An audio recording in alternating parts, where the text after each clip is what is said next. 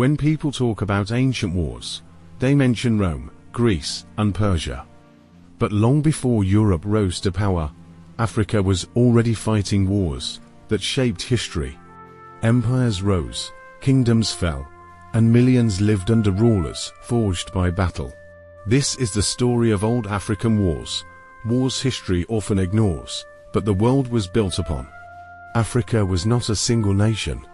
It was thousands of kingdoms, tribes, and empires. Land meant survival, trade meant power, and war decided who ruled. African armies fought with strategy, discipline, and intelligence, not chaos. Warriors trained from youth. Weapons were crafted locally. Battles were planned, not rushed. Along the Nile, south of Egypt, stood Nubia.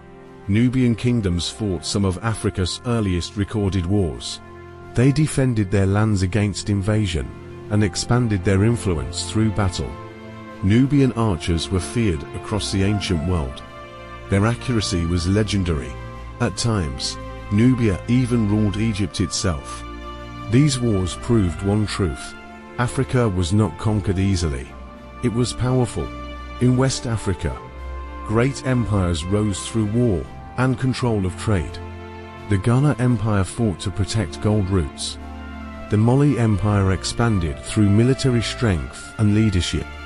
Armies marched across vast lands, enforcing order and defending borders. These wars were not just about violence, they were about economics, influence, and survival. Victory meant prosperity, defeat meant disappearance. In southern Africa, war evolved. The Zulu kingdom changed African warfare forever. Instead of scattered attacks, Zulu armies fought in formations. They used speed, discipline, and close combat. Battles were swift and deadly. Enemies underestimated them and paid the price. Long before facing European armies, Zulu warriors had already mastered war.